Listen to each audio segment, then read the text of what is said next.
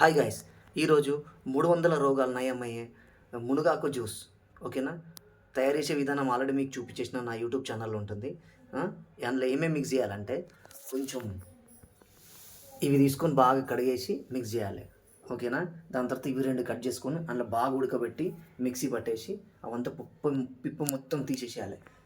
తీసేసిన దాని తర్వాత 3 మిరియాలు, 4 లవంగాలు, కొంచెం దాల్చిన చెక్క, ఇలాచీ 2 వేసేసి, జీలకర్ర కొంచెం వేసేసి బాగా నానబెట్టి బాగా గ్రైండ్ చేసేసి ఉడగొట్టేసుకొని బాగా జ్యూస్ లాగా చేయాలి.